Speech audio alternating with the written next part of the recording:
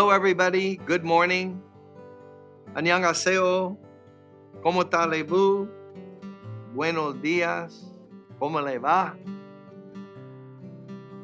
Oh, I wish I knew more languages. I love. Do you like other languages, other cultures, other people's food? You know, I had some friends go out with me recently to a new Korean restaurant down Livingston Street. Oh my goodness. It's called Kuun, Kuun. And our expert sound guy, Reynard, and his wife were there. He probably broke the record for most food eaten at one meal in an indoor facility. Oh my goodness, was it good. And, you know, to talk to people from another culture, eat their food, it's so interesting, right?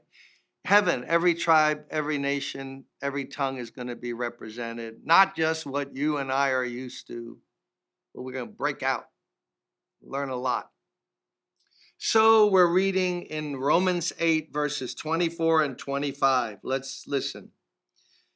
Paul is talking about we're groaning inwardly in verse 23 for the full redemption, the effects of the fall of mankind into sin totally negated, which will not happen until Christ returns. For in this hope, what hope? The hope, the blessed hope of Christ's return, we were saved. For in this hope we were saved. In other words, we're saved, totally saved, and yet we're looking forward to something with hope. And of course, as we're going to find out, if you hope for something, it hasn't happened yet. Isn't that interesting? We're saved. Thank God. Our name are written in the Lamb's Book of Life. Our sins are gone. And we have Christ in us, the hope of glory. And yet, we're hoping for something more. The final payoff. The final conclusion to the great story of redemption through Jesus Christ. For in this hope we were saved, but hope that is seen is no hope at all. So we haven't seen it yet. You can't hope for something if you have it. You hope for something that's around the corner. I wonder how many Christians are living in hope today. I'll persevere. God, give me the grace. I'm going to labor for you. I'm going to be a worker. I'm going to love, forgive, pray, because whatever I have to go through now, I'll go through it because the payoff is coming. I want to hear, well done, my good and faithful servant. But you can only long for, well done, my good and faithful servant, if you're longing and hoping for a future event that faith tells you must happen because God is not a man that he should lie. Christ is returning again. So now we finish up. But if we hope for what we do not yet have, we wait for it patiently. So the blessed hope in the New Testament, hope, almost with a capital H, the blessed hope, is the return of Christ. That's the ultimate hope because that ends time, ushers us into eternity. Some people hope, I'm hoping to go to Puerto Rico this summer on vacation or this winter. I'm hoping to get some good pasteles de yuca y bacalaíto. That's a hope. And then there's hope. Oh, I want to get married one day. If you're single, I want to have a family. Those are hopes. But for the believer, the ultimate hope is the ultimate hope. Christ returning. You know, we're going to see his face. And we're going to know him like we've never known him before. Imagine to see the Son of the living God who died for us. Resurrection body with the nail prints still in his hand.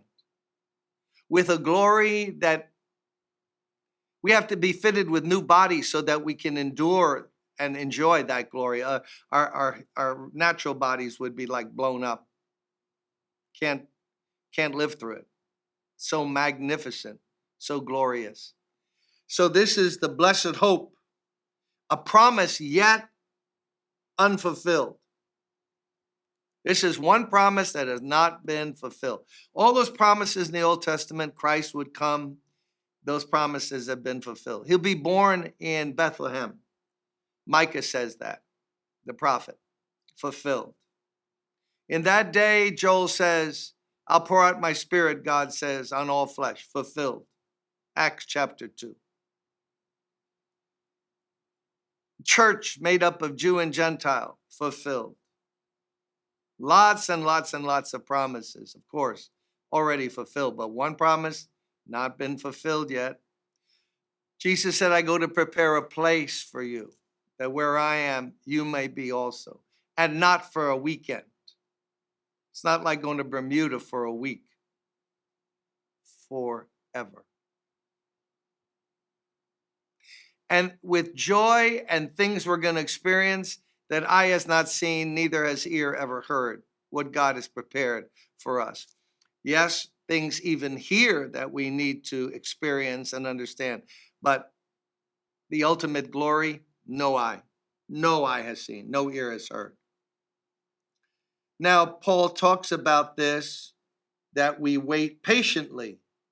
But if we hope for what we don't have, we wait patiently for it. We walk, we serve, we reach upward for more of God, and we wait patiently for it. We put up with a lot of stuff because it's not the final chapter. Are you going through something today? And you're trying to shake it, pray out of it. You don't know how you'll get through it. Maybe even the ramifications of the pandemic.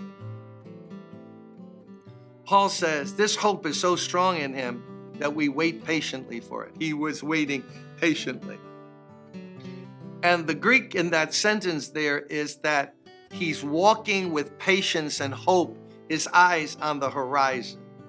Like some great writer said, it's still dark, it's 3, 4 in the morning, but our eyes are toward the east. Why? Because that's where the sun is going to rise. So we're walking through a lot of darkness, a lot of stuff, but our eyes are like, ooh, it's coming. Trumpet sound, blast, Christ shall return, and we're going to go home. Not a condo, not an apartment, not a house, our heavenly homes, where we will be with Christ forever. Amen.